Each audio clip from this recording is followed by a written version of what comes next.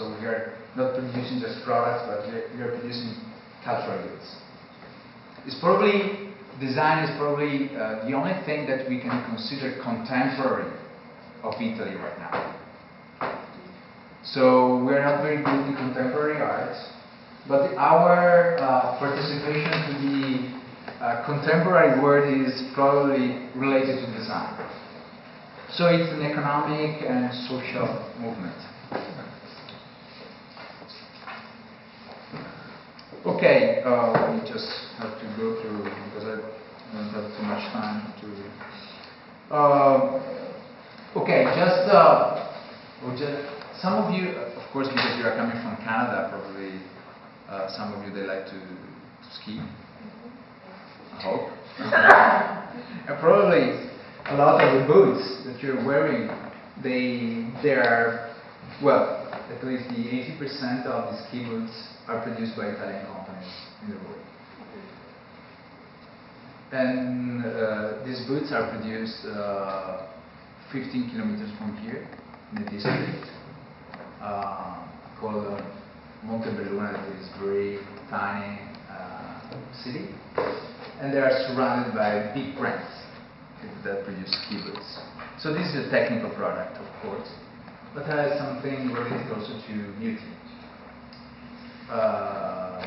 I just want you to tell you a brief story of how the plastic ski boot was invented. That is very, has a lot of implication in terms of design. So these are three pictures. On the very left, you have what was the previous technological paradigm in the, at least until the 60s, that were the leather boots. So there was an evolution of the hiking boots, adapted for skiing. This was the old paradigm and has a lot of course, technical problems. So they are not waterproof.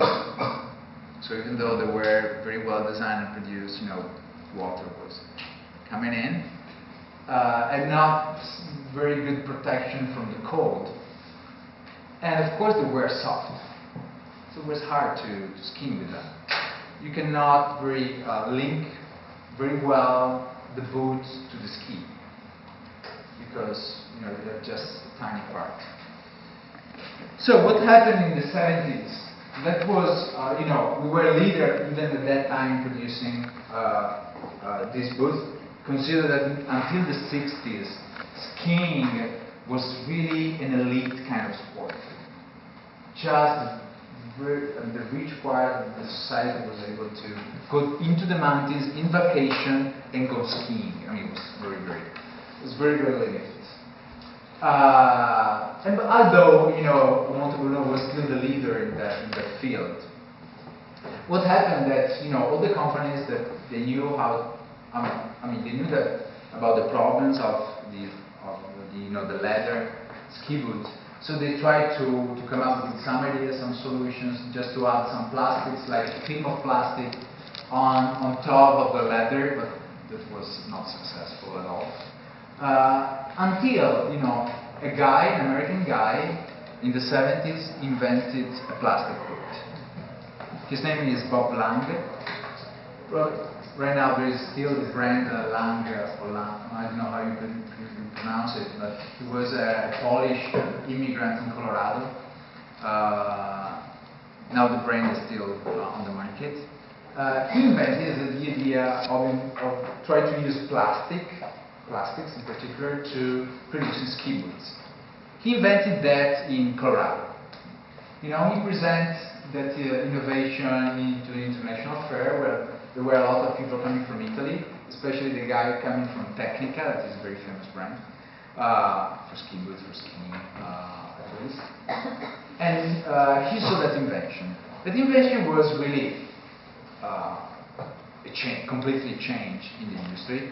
But even though Bob Lange did not solve a lot of the technical problems of producing boots in plastics, there were two main problems here. He invented, of course, the ski boot in plastic, but it was plain plastics. So it was very heavy.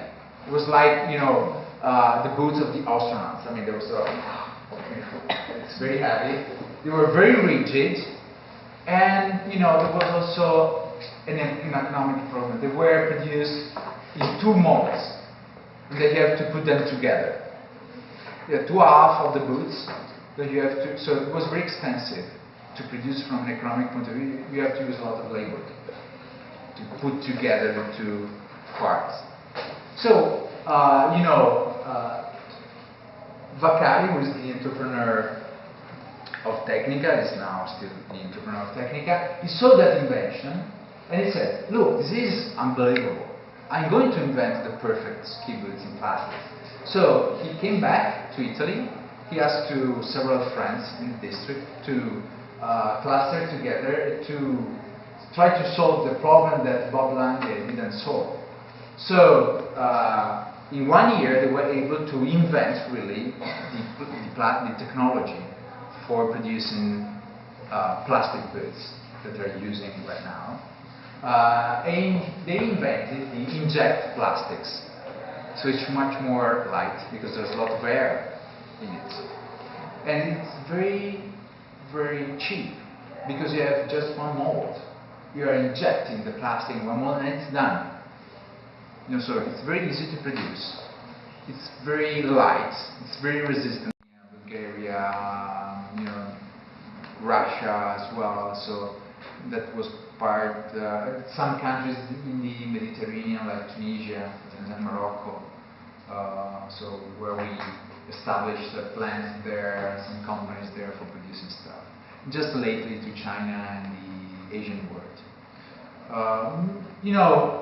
There are several reasons why we did that. There are a lot of cultural reasons. There's a lot of presence in Romania, as an example, because Romania is the only Latin language in the East European countries. So it's, from a cultural point of view, they're very close to us.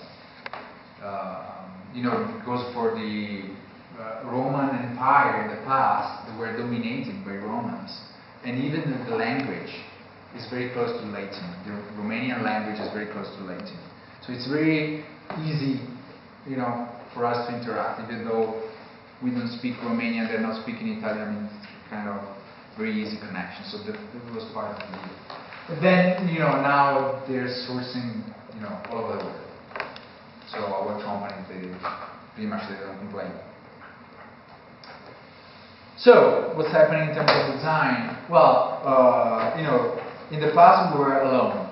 So we are probably the first country to invest in design as an industrial phenomenon, such important for our GDP and our productivity. But right now we are not alone, of course. Many other countries are now focusing on design, of course. And it's not an Italian feature anymore. We were very famous in the very high-end part of the market. Right now, design is becoming democratic. It's becoming democratic in the sense that it's spread all over the market, but also for very low prices products. And not just in high-tech, Samsung, Apple, and so on, but even in the traditional industries, like fashion and so on. Zara, H&M are an example of how you can apply design to a very cheap products. So, the scenario is changing. Then you saw that our industry is going global, so the Italian districts are important, but not as important as they were in the past. And the last thing is that new niches of consumers, of sophisticated consumers, are growing globally. So Italy is an important market, is an important component of sophisticated customers, but not as much as it was in the past. Now you want to be connected to the new niches that are growing up in different parts of the world, that are the new trendsetters. So as an example, Diesel, the jeans producer, is based in Vicenza. That's not far from here. It's very close to Bisazza. Now they open up like a global project where they have people hired in several locations in the world to watch closely how people is dressing up, to catch some trends. So they put together all these ideas. There are people in Miami, in Moscow, in Tokyo, Paris, Rome, New York, Los Angeles. I mean, it's a huge capital of the world. So they grab all these ideas and they use them to produce their own collection. So this is an example how this market is changing. You have a question? No, I'll ask that. Okay. So even for jeans, the Italian market is not enough anymore. You have to be able to get in touch with where the new trends are growing, the new demands are growing. So you have to be much more sophisticated than in the past. You know, fashion is not. Fashion is really how the designer interpreted the trend. But the trend now is not invented by the designer anymore by any means. It's invented by people. People coming from different parts of the world, they're imposing the trends. The designers are putting their signature in the way they interpret that trend. Right? So that is a very important element. So trends and how people, produce their trends is crucial. We want to be on time on producing and delivering your product. Yeah, you see how much it's changing the way, we've been looking at a lot of big stars of the old Italian design, such as Castiglioni, but of course also Mendini, and somehow they were used somehow to give their ideas, somehow to impose their ideas through production and so on. You see how much it is changing now. And of course you were asking, while we were visiting, a lot of offices, how it is so different from what you are used to. As approaching in school and everything. And you see how much it is different also in the new generations. There's a shift in between, the old way of designing and the new way of designing. We have two completely different approaches. The old school of, Bronzi, Mendini, and so on, was somehow, having their strong idea and trying somehow to match that, to impose that before to production and then to a market. Nowadays, we somehow reversing that. And even Mark Sadler, also Mark Sadler is different from Mendini. Mark Sadler is more open to the market and also, attentive, to what the user need somehow, to what the user asks.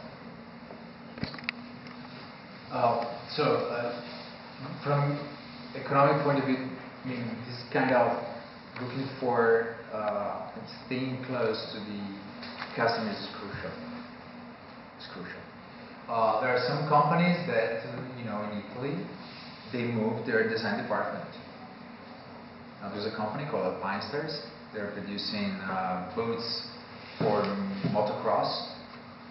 And because the most sophisticated consumers in the motocross are not in Italy, but they're in California and Los Angeles, they moved their design department to Agoura Hills and I don't remember the other place. In two places around Los Angeles because they wanted to stay closer to the consumers. Because it's where the new trends in the motocross industry are created. Because there is the most sophisticated consumer base. So even though they have their headquarters in the Montebelluna district because they are an evolution of ski boots, by the way, so they apply some of the technologies to the motocross.